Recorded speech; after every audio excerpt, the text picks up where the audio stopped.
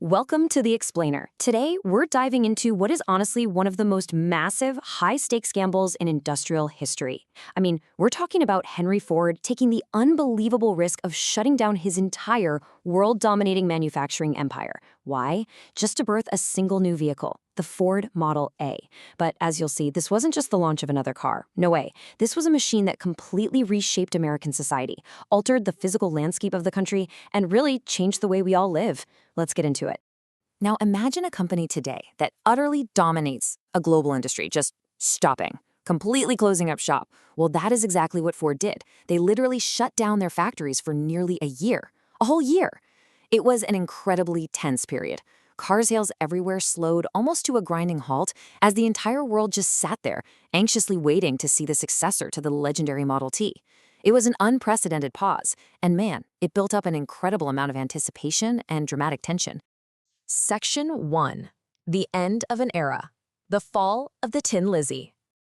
Okay, let's set the scene. In the mid-1920s, Ford was facing a massive corporate crisis. The beloved Model T, the car that had literally put the world on wheels for 18 years, was rapidly losing ground to modern competitors like General Motors.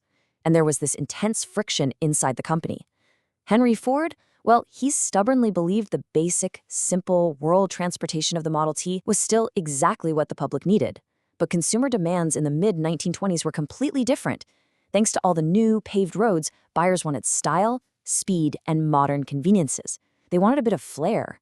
Henry's son, Edsel Ford, actually recognized the shift right away and championed a completely new vision for the company to meet what people actually wanted.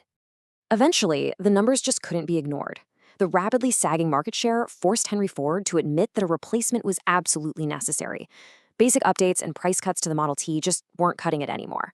So he finally caved to the market, declaring that the new car was going to be so different they would wipe the slate clean and start all over again with Model A. This was huge. It marked a massive shift for the company, moving away from the super rigid mass production of the Model T era and stepping into a new, modern era of flexible mass production. Section 2. Designing the New Ford. Innovation at River Rouge. To pull this off and build this entirely new vehicle, Ford completely overhauled its manufacturing. They moved production to the massive, state-of-the-art River Rouge complex. And what's really fascinating here is the sheer leap in performance they achieved, especially when you consider they didn't carry over a single part from the Model T. Scratch that, not one part. We're talking about a 201 cubic inch L-head inline-four cylinder engine pumping out 40 horsepower.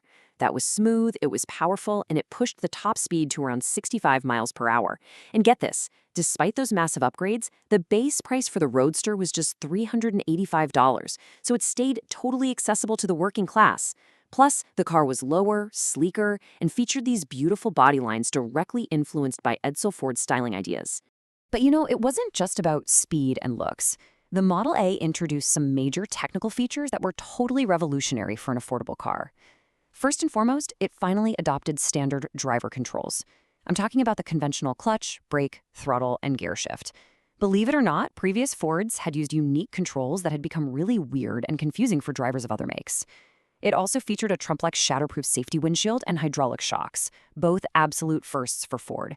And here is a fun piece of automotive trivia for you. It was the very first car to carry the famous blue oval Ford logo. Section 3. A sensation on wheels, the 1927 launch. So after almost a year of waiting, the public finally got to see the car in December 1927. And wow, the reaction was spectacular.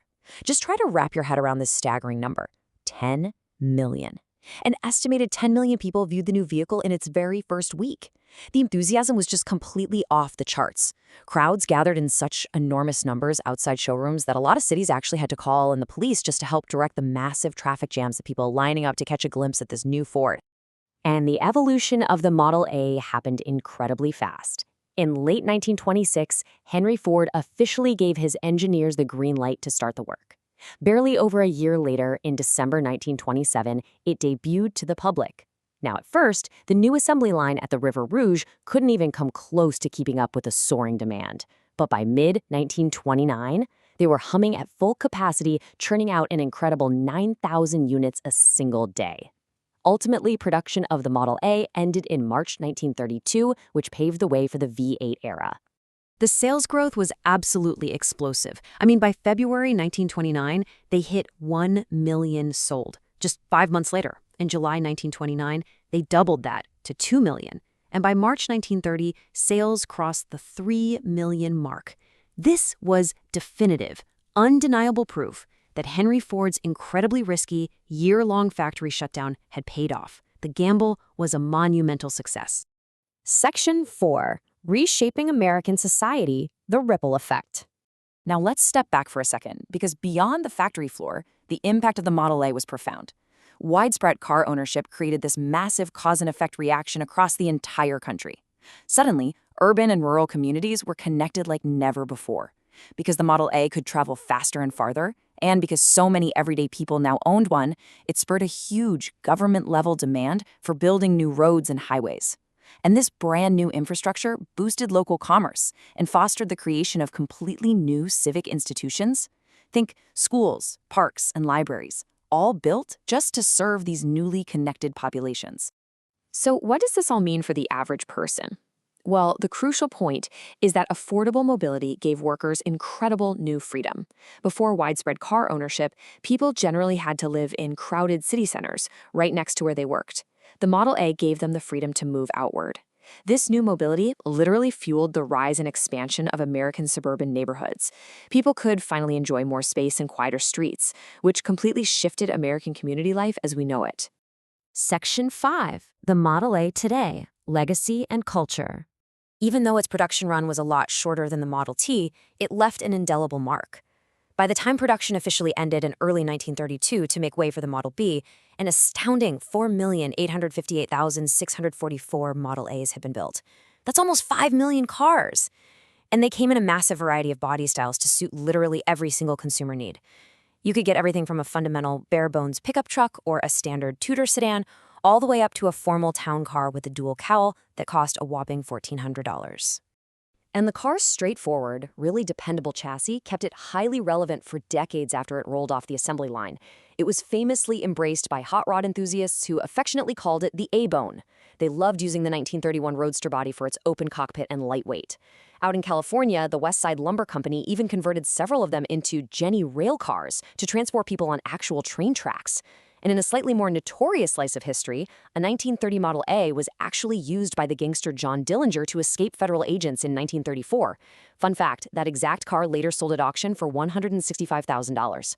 Today, of course, you'll find them meticulously preserved as prized museum pieces all over the world. There's a quote from the time that really perfectly summarizes the whole achievement. Henry Ford was indeed able to make a lady out of the Lizzie. He took the foundational, super-utilitarian success of the simple Model T, the Tin Lizzie, and successfully modernized his creation. In doing so, he met changing consumer tastes, proved the viability of flexible mass production, and honestly, modernized American manufacturing itself. The story of the Model A proves for sure that private innovation can drive massive public progress. It fundamentally reshaped where we live and how we travel. So it leaves us with a really compelling question to ponder. How might today's technological leaps reshape our civic landscape, just as the Model A did a century ago? Think about that as you look at the new infrastructure in your own community. Thanks for joining me on this explainer, and keep exploring how our history builds our modern world.